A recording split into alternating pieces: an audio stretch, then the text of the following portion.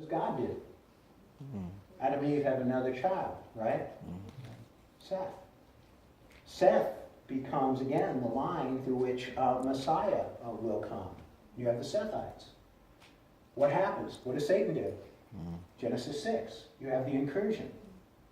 Satan sends his angels that cohabitate with women, and they create this offspring, the Geborim, the Nephilim.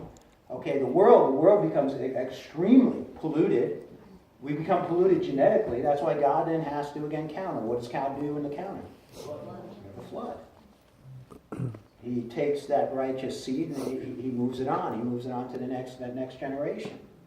So now again, here's Adam, here's Noah and his sons. What does the devil do? Now we have now our ancestors, who Messiah will come from. What does Satan do? Nimrod. And by the way, this goes right on, and I just want to show you this, but I understand it's important. You will look at your life, and it's exactly the way your life plays out. I've been walking with the Lord for now nearly 34 years. I want to say this. God moves, and Satan moves. And then God moves, and Satan moves. And I think many times we're so shocked. I don't believe this happened to me. Don't be shocked. When God moves in your life, He is going to counter-move. The difference between us and what I'm describing to you in Genesis, we're part of the story.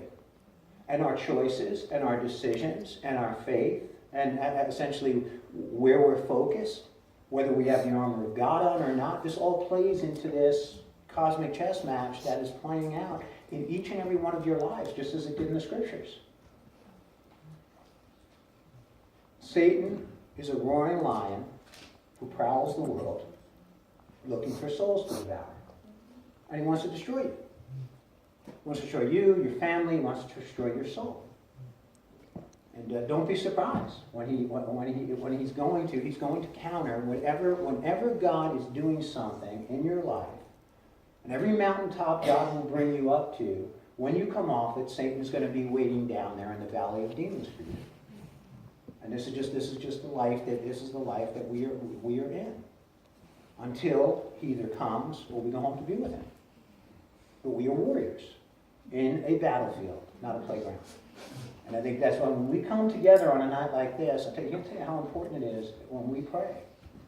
And we begin to pray for each other, we begin to pray for our church, we begin to pray that God would send more laborers out into the harvest field, because the harvest is plentiful. You don't understand what the harvest is, right? It's not that there are a whole lot of souls, he's saying, out there who are ready to come into the kingdom. The harvest is, they're being harvested for hell. The harvest is always a judgment. We have to go out there and rescue people from hell. But the war is going on, and we are pawns, and essentially we are pawns, and some of us are bishops, and some of us are knights, and we are all soldiers out there in the battle that's going on. So I must have mentioned, right, how many, like 6 or 7 moves and counter moves, and that's only in the first 10 chapters. You go to the rest of the Bible, it's there continuously, and you'll follow it. The theme flows from chapter to chapter throughout the Scriptures. And it's true of our life, and it's true of our world that we live in. So I just want to close in prayer, and then what I'm going to ask you to do, we'll do something different tonight. I want you to spend a little time moving amongst the church and praying. So you know where people are sitting, and you know who they are who are not here tonight. Pray over places in this church. Or maybe you have somebody coming to church on Sunday. Go to the place where you're going to be sitting and pray over that area. Sunday school teachers. How many Sunday school teachers do we have here? Get the Sunday school teachers together. Where's Jonathan? Jonathan, lead them upstairs and lead in a time of prayer upstairs. Okay? If you're involved, and maybe some of you in the sound room, go and pray over what's going on in the sound room, the TV ministry that sends out the message all over the world on the internet. Let's go have people go and pray with that. Maybe some of the security guys want to meet for prayer.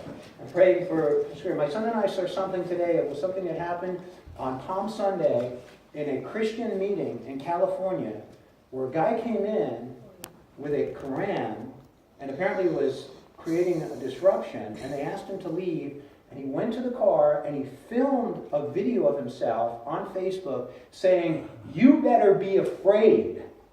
as he pulled out about 10 different rifles and pistols, saying, we better be afraid because we're coming for you. We need to be prayerful about what's going on. It's just a matter of time before it hits the United States. It's by the grace of God it hasn't hit us already in the church. But be prayerful. Let's move around. Let's pray for a time. And I want to bring you to the altar and pray here. Father, I just pray.